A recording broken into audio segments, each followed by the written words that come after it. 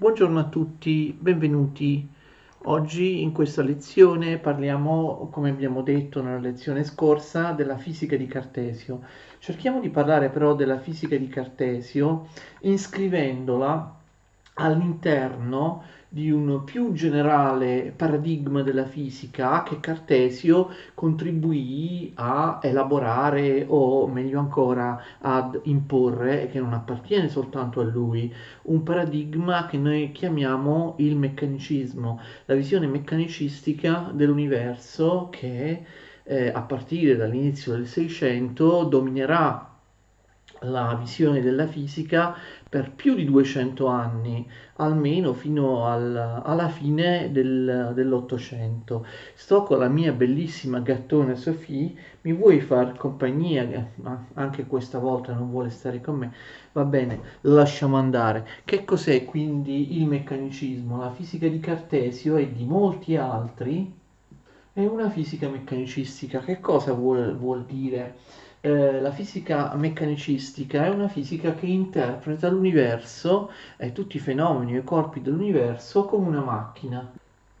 A voi questo potrebbe sembrare abbastanza scontato che la fisica interpreti, che la fisica studi, che la fisica esamini i fenomeni sulla base di una causalità meccanica, come se appunto tutto fosse una macchina. Però nel 600 questo non era affatto scontato, anzi l'impostazione anche durante il 500 era più che altro quella organicistica, cioè l'interpretazione dell'universo fisico come un unico gigantesco organismo, l'idea che l'universo fosse un uno tutto, un unico animale senziente, addirittura forse pensante, che si muove da solo e quindi il paradigma mentale era un altro, interpretare l'universo non come una macchina, bensì come un organismo, come un gigantesco animale. Ricordate che questa visione organicistica, vitalistica dell'universo rimontava sicuramente a Platone, all'anima del mondo nel Timeo, e poi era stata portata avanti anche dall'umanesimo e dal Rinascimento, no? Ricordate, dal neoplatonismo rinascimentale di Marsilio Ficino, Pico della Mirandola, ma soprattutto poi dal naturalismo rinascimentale di personaggi come Giordano Bruno o Tommaso Campanella, che appunto interpretavano l'universo come un unico animale senziente, respirante, che si muove da solo, che genera, attribuendo quindi una animazione, attribuendo quindi la capacità di sentire o di muoversi anche ai composti apparentemente inorganici, apparentemente privi di vita. Questo, diciamo, era il modello preferito. Nel 600 il modello di un organismo, dell'universo come un organismo, eh, lascia il posto all'interpretazione dell'universo come un universo macchina, un universo meccanico. Che cosa vuol dire? Che tutti i fenomeni dell'universo, in particolare le leggi fisiche sul movimento, all'interno della visione meccanicistica vengono interpretate come dovuti i fenomeni, le leggi fisiche dovuti a urti meccanici, ad una causalità di tipo meccanico, di tipo efficiente, che non vede più l'universo come un grande organismo vivente, ma che anzi vede l'universo appunto come una macchina, vede la materia come qualcosa di inerte, come qualcosa di passivo, come qualcosa di morto, come qualcosa, la materia materia che ha un movimento inerziale di quiete o di moto rettilineo uniforme che viene variato oppure interrotto esclusivamente dall'urto dei corpi, dal disturbo che ogni corpo dà ad un altro corpo con un impatto, facendo in modo che il corpo dallo stato di quiete si metta in moto, oppure che il corpo pervenga alla quiete e smetta di muoversi, oppure che un corpo in moto rettilineo uniforme venga deviato, prenda un'altra direzione. Ma questo avviene appunto in maniera meccanica, in maniera inerziale.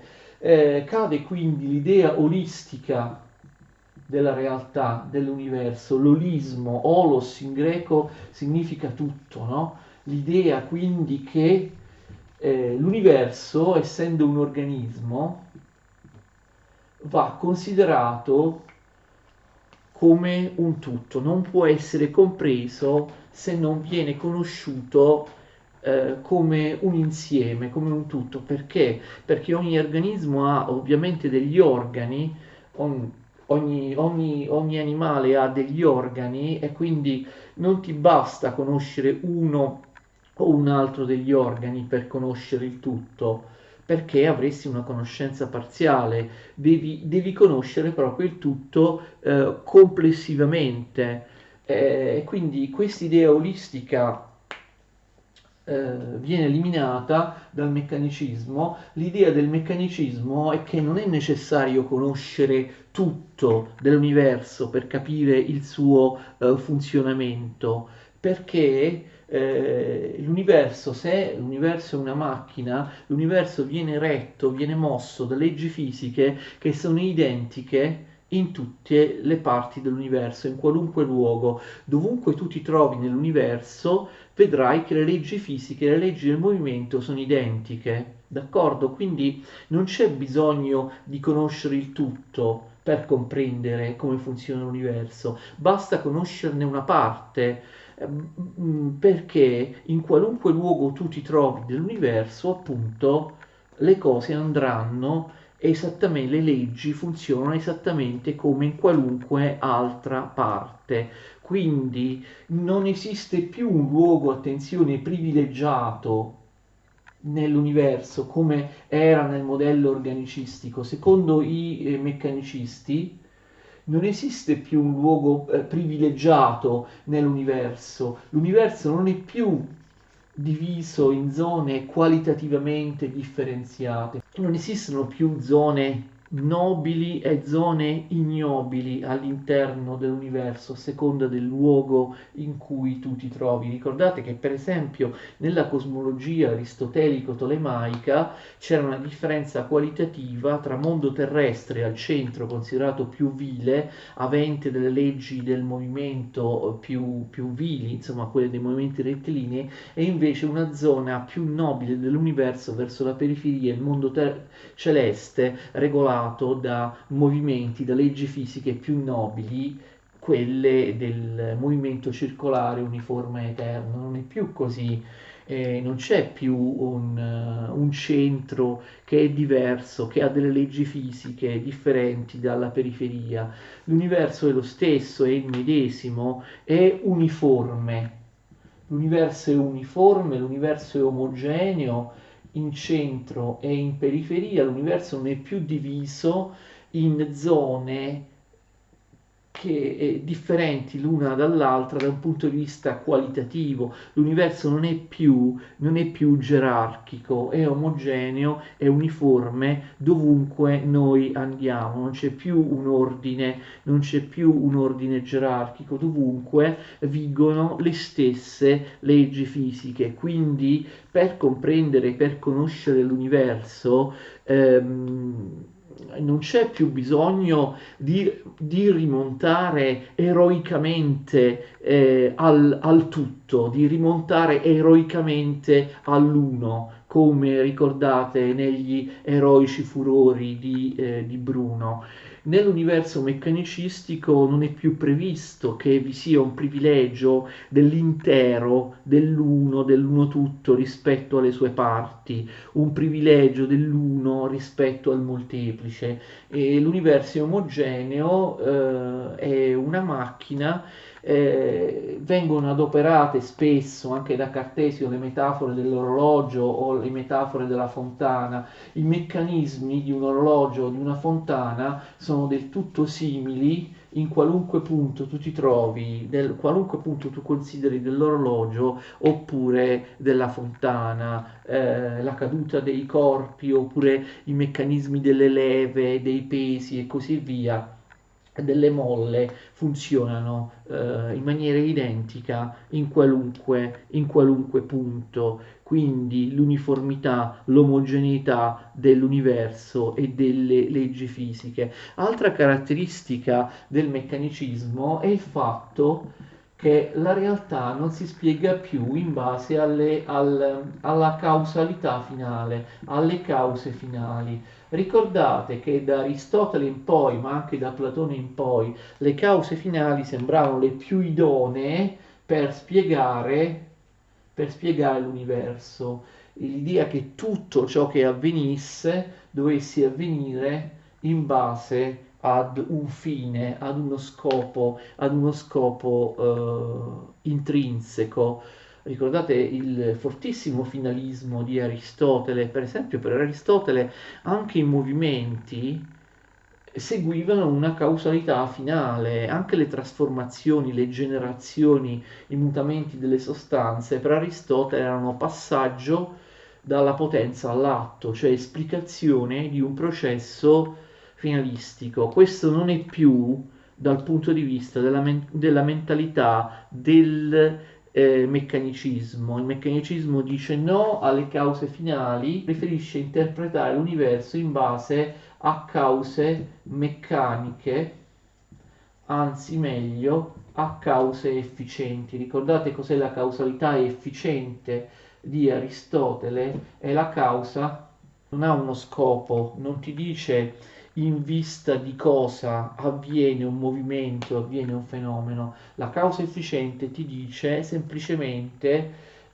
qual è l'origine appunto meccanica di un movimento. Se noi abbiamo una palla da biliardo che si muove, una palla da biliardo A,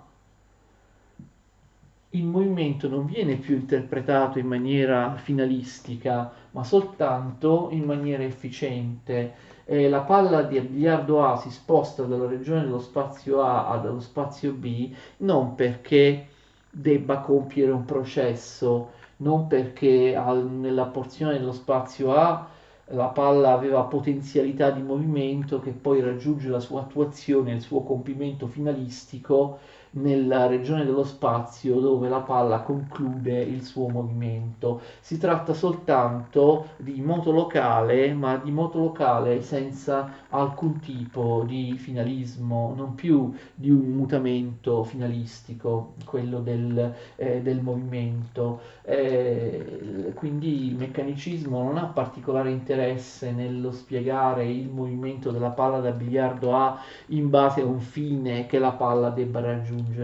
Al meccanicismo basta descrivere il movimento in maniera meccanica, per esempio spiegare che il movimento della palla A è determinato a sua volta dal movimento della palla Z e spiegare il fatto che sempre attraverso urti, attraverso cause efficienti, la palla A in una certa direzione, con una certa angolazione, con un certo movimento, andrà a toccare la palla B e quindi la metterà in movimento appunto in una certa direzione senza che il movimento, la velocità, le direzioni rispondano a un fine. Quindi la prevalenza delle cause meccaniche, la prevalenza delle cause efficienti, l'eliminazione del finalismo dalla fisica, dai movimenti dell'universo. Avete forse già capito che il meccanismo da questo punto di vista si configura come determinismo.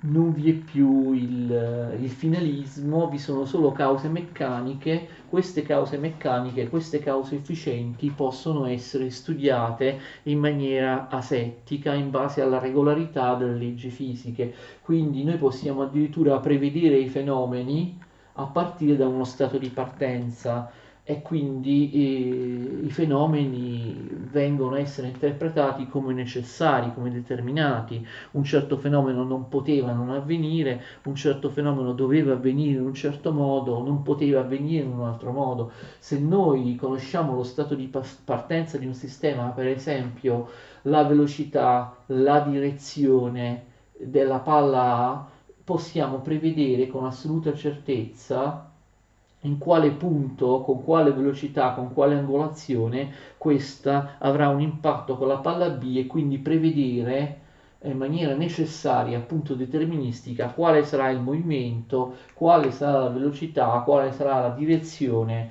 della palla B. Quindi una visione, come dire, deterministica dell'universo in cui c'è uno stretto rapporto causa-effetto, appunto di tipo meccanico, di tipo efficiente, che non ha più alcun significato finalistico.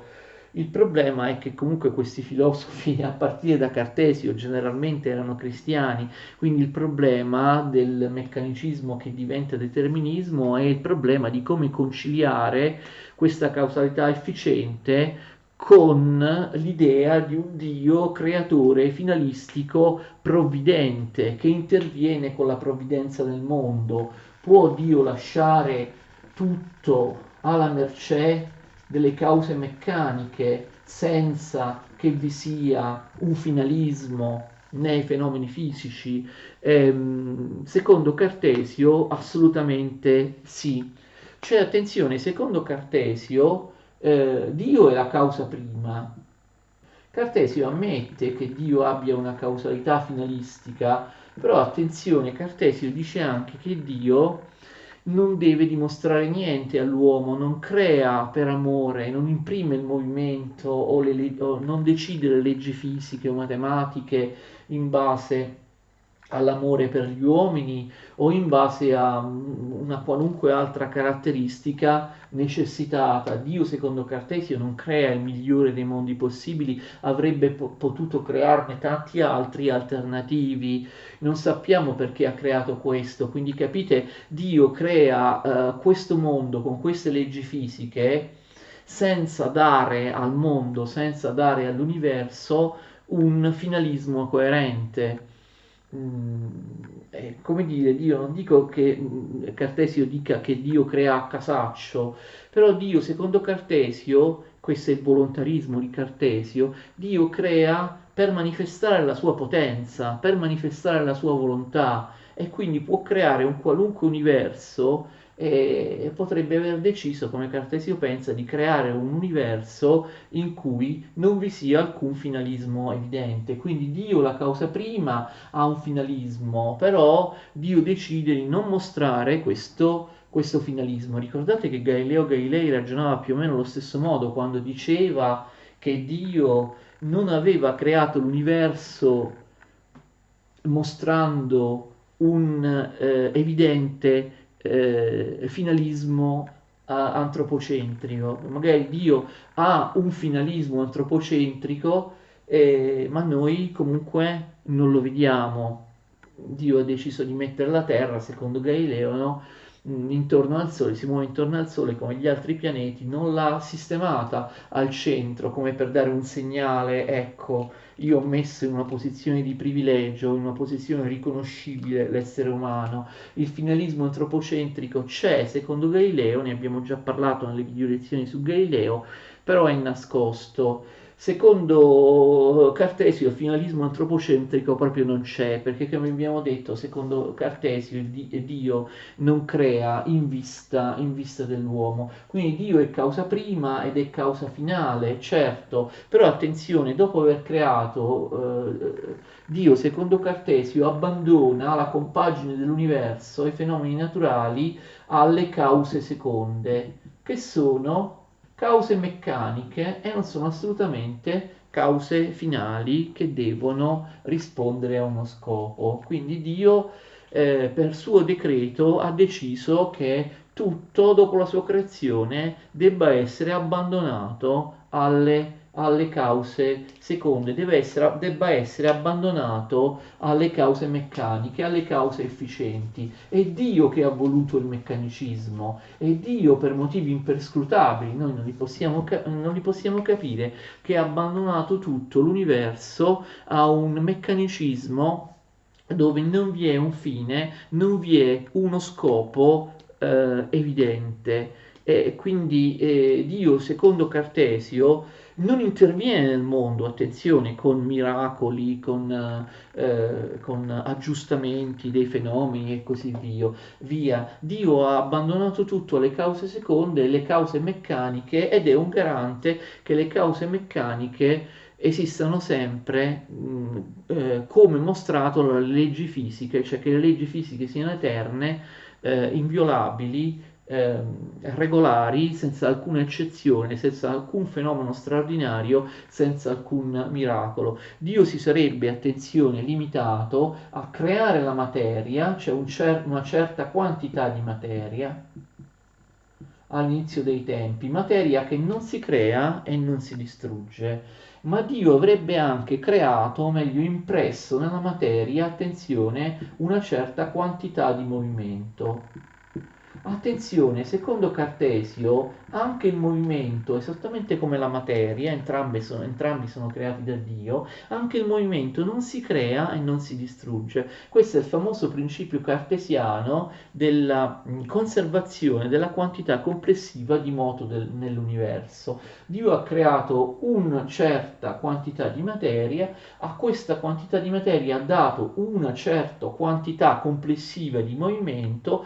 Questa quantità complessiva di movimento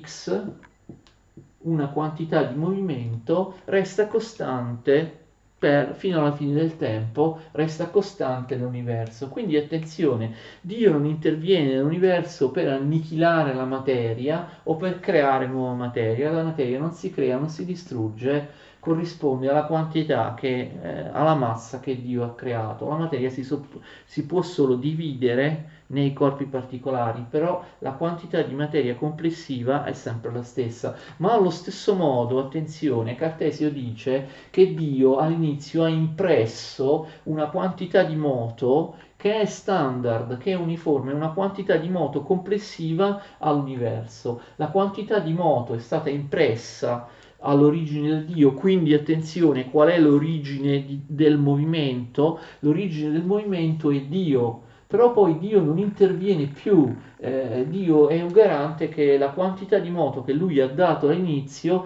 imprimendo questo moto alla materia, resti costante, quindi la quantità di moto dell'universo, cioè la somma di m per v, la somma di tutti i fenomeni rappresentata da m per v, cioè dalla massa per la velocità, è costante, e quindi come la materia, il movimento può semplicemente suddividersi in maniera sempre diversa tra i diversi corpi, però la quantità globale, la quantità complessiva del moto sarà sempre uguale e Dio l'ha impressa. Quindi che vuol dire? Vuol dire che il moto è semplicemente inerziale secondo Cartesio, cioè la materia secondo Cartesio non ha un automovimento, non possiede forze intrinseche.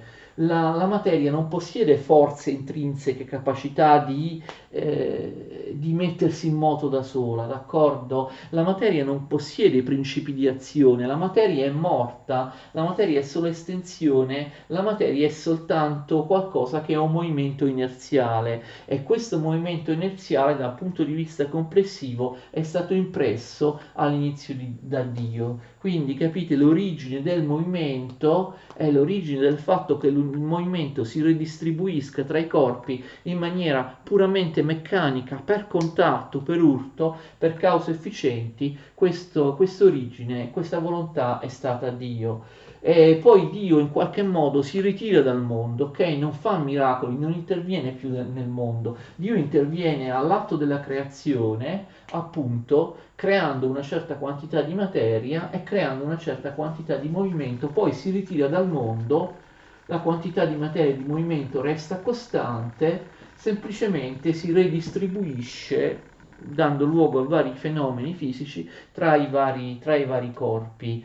E qui naturalmente ci sarà una sagace critica da parte di Pascal, che è molto nota. Pascal che sospetta che Cartesio sia un ateo mascherato, che comunque pensa che il dio di Cartesio sia freddo, appunto un dio meccanico, un dio che non ama gli uomini, un dio che non interviene nel mondo. Ovviamente per Pascal è anche problematico spiegare la resurrezione da questo punto di vista, e Dio interviene all'atto della creazione e poi tutto è meccanico, efficiente. Allora come si spiega la resurrezione di Gesù Cristo, come si spiegano i miracoli? Infatti Cartesio non parla mai della resurrezione di Gesù Cristo o dei miracoli. Quindi Pascal dice con una famosa battuta, Cartesio ha usato Dio soltanto per dare una spintarella, capite l'ironia? Dio ha dato una spintarella all'inizio, ha creato la materia, poi ha dato una spinta, ha dotato la materia di un movimento complessivo che resterà sempre identico, dopodiché Dio si ritira dall'universo e insomma non interviene lungo i secoli, abbandonando l'universo a movimenti puramente meccanici e inerziali.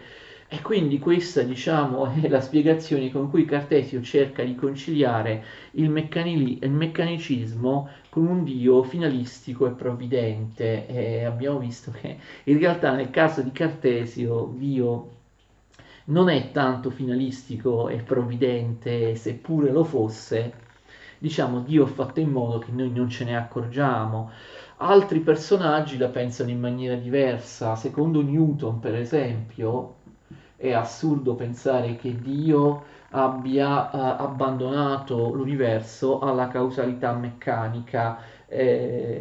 Secondo Newton invece nell'universo è pienamente riconoscibile un finalismo, è pienamente riconoscibile l'azione di una mente intelligente, di una mente trascendente che, a differenza di quello che dice Cartesio, ha creato tutto in maniera proprio, in maniera che si evidenzi il finalismo. Anche il movimento dei pianeti, il fatto che i pianeti si muovono nello stesso senso, eh, che i pianeti stiano a distanze si trovino tra di loro distanziati in maniera perfetta per evitare di collidere. Secondo Newton questo non è stato non può essere stato solo l'esito di cause efficienti, come dice Cartesio, ma è l'espressione di un finalismo, è l'espressione del fatto che Dio ha impresso nel mondo un finalismo. E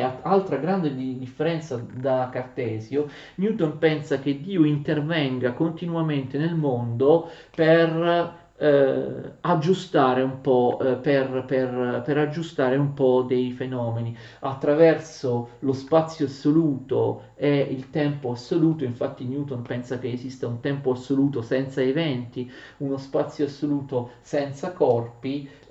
Questo sarebbe il sensorium dei, ecco, lo spazio assoluto e il tempo assoluto sarebbe il sensorium dei. Attraverso il tempo e lo spazio assoluti come parametri assoluti e non relativi, Dio interviene nel mondo e fa degli aggiustamenti.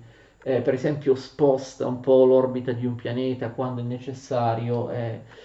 Voi capite quale può essere l'obiezione a questo? L'obiezione a questo viene portata avanti da Leibniz. Leibniz dice che quest'idea di Newton di un Dio che deve continuamente intervenire per aggiustare qualcosa, per aggiustare la sua macchina, è un'idea offensiva, blasfema, come se Dio, capite, non fosse stato abbastanza potente, non fosse stato abbastanza intelligente da creare un universo autosufficiente. Dio deve intervenire ogni volta, secondo Newton, nel mondo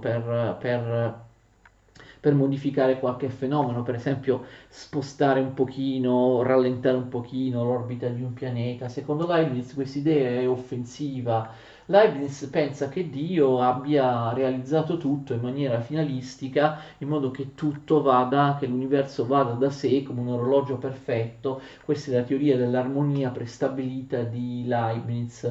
Leibniz deve ammettere che l'universo funzioni attraverso cause meccaniche, cause efficienti, però dice che nell'universo esiste intrinsecamente un finalismo che però non si mostra nei singoli fenomeni, dice Leibniz, ma nel suo insieme. Queste teorie di Newton e di Leibniz poi le vedremo ovviamente molto nel dettaglio, perché dedicheremo delle lezioni apposite a Newton e a Leibniz, anche a Newton, parleremo di Newton in una video lezione, penso che sarà quella conclusiva. E quali sono i modelli di meccanicismo? Ci sono due modelli diversi, ma forse anche un terzo. Il modello minoritario è quello di Cartesio, non sarà molto seguito, strano perché Cartesio, come vi ho detto, è un po' l'emblema, ho considerato il massimo esponente del meccanicismo, però il suo modello meccanicistico non sarà seguito da molti, lo vedremo. Cartesio identifica lo spazio con i corpi. Per lui lo spazio non può esistere se non contiene corpi. Lo spazio si identifica con i corpi, si identifica con la materia e in particolare si identifica con la caratteristica essenziale della materia, cioè l'estensione. Naturalmente, forse avete già capito che quest'idea di Cartesio e anche le successive sono idee a priori, come abbiamo detto la scorsa volta. Cartesio fonda una fisica a priori, non nelle teorie scientifiche particolari o nella misurazione dei fenomeni particolari, no? Però l'a priori in fisica esiste in alcuni principi generali fondamentali che regolano la fisica, in alcune leggi fondamentali. Quindi l'idea che lo spazio corrisponda ai corpi, corrisponda alla materia e che non ci sia spazio vuoto, non ci sia spazio che non contenga materia, per Cartesio questa è un'idea chiara e distinta, cioè autoevidente a priori. Ricordate il metodo di Cartesio? Cioè, perché è vero questo? Per Cartesio, non certo per una dimostrazione empirica, ma in base al fatto che questa cosa qui, e anche le altre che adesso vedremo, sono idee chiare e distinte, cioè corrispondono, ricordate, alle regole del metodo, in particolare la prima regola, all'evidenza, alla chiarezza e alla distinzione. Non derivano da esperimenti, da osservazioni, non derivano dall'esperienza, ma come abbiamo detto nella lezione precedente, questo è vero secondo Cartesio perché è un'idea chiara e distinta, un'idea autoevidente alla mente e quindi corrisponde a uno dei principi generali, generalissimi, universali, fondamentali della fisica, che appunto sono principi a priori, veri perché autoevidenti, veri perché corrispondenti alle corrispondenti ad un'idea chiara e distinta. Vedremo parlando della metafisica di Cartesio che per lui l'estensione è un'idea chiara e distinta, mentre tante altre idee che noi abbiamo relativamente ai corpi non lo sono. E quindi lo spazio, i corpi per lui sono solo estensione, è l'unica caratteristica oggettiva, estensione ma anche movimento, che viene considerato da parte di Cartesio una modificazione dell'estensione. Questo perché l'estensione è un'idea chiara e distinta della materia, mentre invece all'interno dei corpi altre idee che noi abbiamo dei corpi, quelli delle qualità sensibili, colori, odori, sapori, temperature, torneremo su questo, non sono idee chiare e distinte. Infatti non si distinguono dall'idea di pensiero e quindi i corpi non possiedono oggettivamente di per sé odori, colori, sapori, temperature, peso, che sono nostre modalità soggettive di vedere i corpi, ma i corpi corrispondono alla mera estensione. Perché?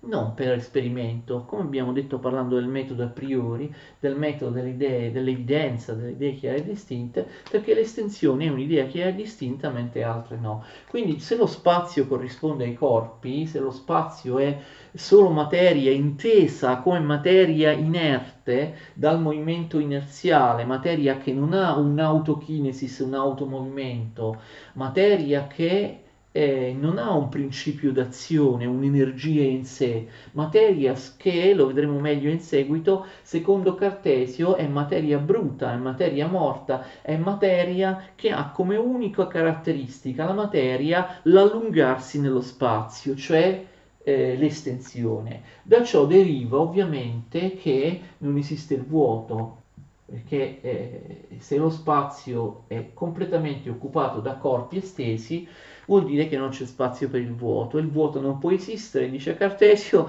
questo tutto a priori, lui non è che abbia fatto, perché è un'idea chiara e distinta, non è che abbia fatto esperimenti sul vuoto, dice che è così perché questa è un'idea chiara e distinta. Il vuoto non può esistere perché noi proprio a priori non possiamo pensare lo spazio se non pensandolo esteso. Non possiamo pensare lo spazio senza corpi estesi e quindi nello spazio non c'è il vuoto. Cartesio dice quando pensiamo a un vaso che è vuoto, in realtà pensiamo a un vaso che è pieno d'aria. Anche nei cieli, lo vedremo poi in seguito, tra i pianeti, tra gli astri, non c'è il vuoto, ci sono delle particelle sottilissime, invisibili, ma non c'è il vuoto. Quindi no al vuoto. E questo che significa? Che la materia è continua, la materia non è intervallata, non è interrotta dal vuoto. La materia non consiste in porzioni della stessa che si muovono nel vuoto. Quindi questa è una fisica, si dice, del continuum, cioè per Cartesio la materia rappresenta qualcosa di continuo senza nessun tipo di interruzione. Si dice anche che questa è una fisica del plenum, appunto perché il vuoto non esiste. Se il vuoto non esiste, attenzione, un altro corollario, un'altra di queste ovviamente idee chiare e distinte, principi a priori della fisica cartesiana, è che la materia è infinitamente divisibile, infinita divisibilità della materia.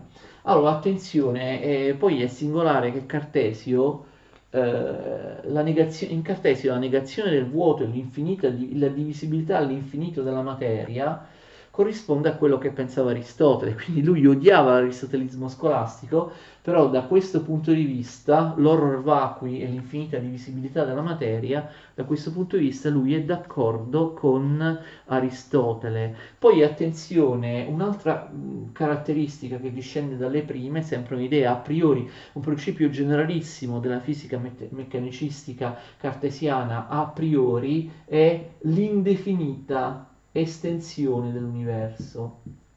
Infatti, secondo Cartesio, se noi abbiamo ammesso che esiste soltanto l'estensione, non possiamo pensare ad altro che all'estensione. Quindi non possiamo pensare a un universo chiuso che ha un confine, che a un certo punto finisce, perché inevitabilmente oltre quel confine che cosa ci sarebbe? Ci sarebbe il vuoto, ci sarebbe il nulla. Noi inevitabilmente pensiamo che anche dopo quel confine ci sia uno spazio occupato da corpi. Quindi vuol dire che l'universo è infinito nello spazio, tuttavia, forse per motivi prudenziali, Cartesio non parla di universo infinito, ma universo indefinito. Ma forse è soltanto un motivo prudenziale. Ricordate che l'idea di un infinito nello spazio era un'idea considerata da molti eretica, era un'idea tipica di Giordano Bruno, è un'idea, ricordate, l'infinità dell'universo che non era stata affermata neppure da Copernico. Un'altra caratteristica del meccanicismo cartesiano, ma questo l'abbiamo visto, è l'omogeneità dell'universo. Questo lui lo condivide con tutti gli altri meccanicisti, il fatto che l'universo sia omogeneo, che sia uniforme, che sia identico in tutti i suoi punti e in tutti i suoi luoghi, che le stesse leggi fisiche siano in vigore in tutte le parti dell'universo. Attenzione, questo non è l'unico modello meccanicistico, anzi abbiamo detto che questo modello è minoritario. È minoritario perché abbiamo un altro modello, un modello che non identifica spazio e corpi, spazio e materia, un modello che dice che lo spazio non si identifica con i corpi, ok? Questo ovviamente è il modello non del continuum ma del discontinuo, il modello meccanicistico che pensa che nell'universo non ci sia il plenum ma soltanto il vacuum, il vuoto, perché se tu dici che lo spazio non corrisponde ai corpi, c'è una parte dello spazio che non è estensione, che non è materia e che quindi è occupato dal vuoto. Quindi sì al vuoto, a differenza di Cartesio che diceva no al vuoto, il vuoto è il medium, è il ricettacolo all'interno del quale si muovono i corpi. E come sono questi corpi? Questi corpi esistono nel vuoto, quindi non danno una striscia, una continua di materia e quindi questi corpi materiali sono atomi indivisibili che fluttuano nel vuoto, si scontrano nel vuoto e così via. Non si possono trasformare questi atomi, sono eterni, sono sempre uguali a se stessi, quindi atomi indivisibili.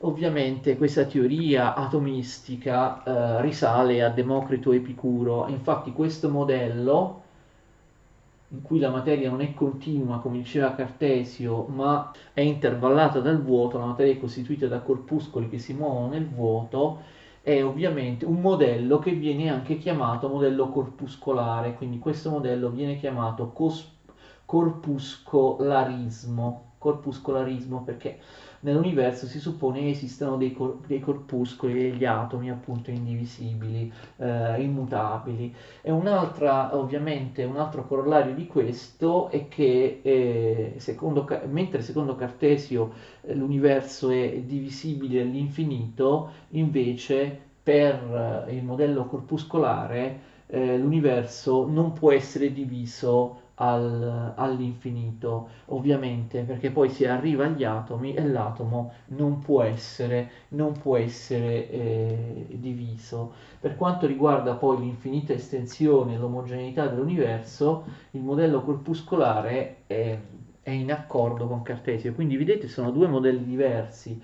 E il modello corpuscolare forse viene definito nella migliore maniera da Gassendi, quindi si dice è il modello tipico di Gassendi contro quello di Cartesio.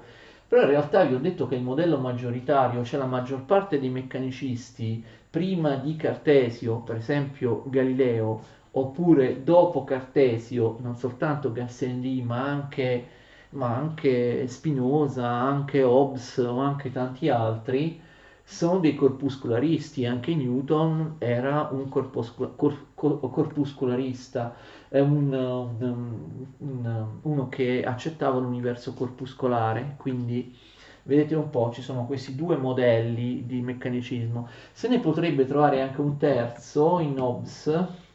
Hobbes è uno sempre un po' anticonformista, no? Che si distingue, non è completamente razionalista, non è completamente empirista, è un razionalista, sì, come Cartesio, Spinoza, però comunque pensa che le idee derivino dall'esperienza, è sempre un po' in mezzo, cioè in mezzo alle due strade Hobbes, anche in questo caso è così. Hobbes, attenzione, è d'accordo con Gassendi e gli altri che lo spazio non si identifica con i corpi, con l'estensione, quindi può esistere uno spazio senza corpi. Però attenzione, Hobbes dice che ciò avviene soltanto in teoria, cioè potrebbe avvenire che esista il vuoto, uno spazio senza corpi, è ciò che avverrebbe, dice Hobbes, se l'universo venisse improvvisamente annichilato. Ma in realtà nel nostro universo questo non può avvenire, cioè può avvenire, potrebbe avvenire in teoria, però di fatto lo spazio è completamente occupato da corpi. Questa è la posizione di Hobbes, quindi possiamo dire che esista un po' tre posizioni. Un'altra caratteristica del modello meccanicistico, ma forse l'abbiamo già visto, è che esiste solo il moto locale. Solo il moto locale o di transazione. Quindi, come abbiamo visto, per i meccanicisti di movimento, lo spostamento da una regione dello spazio di un corpo A fino a una regione allo spazio del corpo B. Per l'aristotelismo scolastico questo non era solo un movimento, ma un mutamento, un processo finalistico, un passaggio dalla potenza all'atto. E quest'idea del movimento come un processo, come un mutamento finalistico, cessa di esistere all'interno del meccanismo. Il movimento è soltanto moto locale, il movimento viene spogliato da tutte le nozioni metafisiche degli scolastici, la potenza, l'atto, la finalità, ma anche per esempio la forma, l'essenza, no? Sono tutte cose che assolutamente non hanno più senso in un orizzonte meccanicistico. I corpi si muovono, come abbiamo visto, di principio inerzia. Si muovono di principio di inerzia e si muovono in maniera rettilinea uniforme, perché questo è il principio inerzia, dice che il principio inerzia sostiene che un corpo perdura nel suo stato di quiete o di moto rettilineo uniforme a meno che non abbia un impatto, a meno che non venga urtato, a meno che non venga disturbato da un altro corpo. Quindi il movimento è soltanto inerziale e i corpi però si scontrano tra di loro, quindi solo in teoria potrebbero mantenere un movimento rettilineo uniforme, ma già basta l'attrito dell'aria per evitare che questo movimento rettilineo uniforme eterno ci sia. Quindi la centralità del principio di inerzia che Cartesio mette alla base del suo sistema il principio di inerzia. Due sono, oltre alle altre caratteristiche a priori, no, basate sull'evidenza, sull'autoevidenza del criterio di verità, due sono i principi fondamentali della fisica cartesiana. Uno è l'inerzia e l'altro, l'abbiamo già detto, la conservazione della quantità di moto. Per quanto riguarda l'inerzia, Cartesio dà una formulazione del principio di inerzia, non è quella che di solito si legge sui libri, che risale poi a una definizione successiva di Newton. Tuttavia, Cartesio dà una formulazione del principio di inerzia, mentre Galileo, come lui stesso affondando il coltello nella piaga mette in evidenza, Galileo purtroppo aveva usato il principio di inerzia senza formalizzarlo, senza darne una definizione chiara. Inoltre molti studiosi, e io purtroppo per Galileo sono d'accordo, e questo l'abbiamo già detto nelle video lezioni su Galileo, Galileo purtroppo parla di un moto di traslazione orizzontale, non di un moto rettilineo uniforme, perché Galileo ha in realtà la rappresentazione mentale di un moto orizzontale che non è proprio orizzontale, che non è proprio rettilineo, infatti lo chiama moto di traslazione orizzontale, non lo chiama moto rettilineo perché se vi ricordate Galileo purtroppo pensava al movimento della Terra, quindi per lui non era propriamente il movimento rettilineo uniforme, quello del principio dell'universo, ma un movimento sia pure leggerissimamente sferico, perché Galileo considera sempre la superficie della Terra, quindi è più corretta, diciamo, la visione del principio di inerzia di Cartesio rispetto a quella di Galileo. Prima di chiudere la lezione facciamo un esempio per spiegare cos'è il principio della quantità di moto, il principio della conservazione della quantità complessiva del movimento nell'universo. Immaginiamo che ci sia un universo con soltanto tre corpi, ok?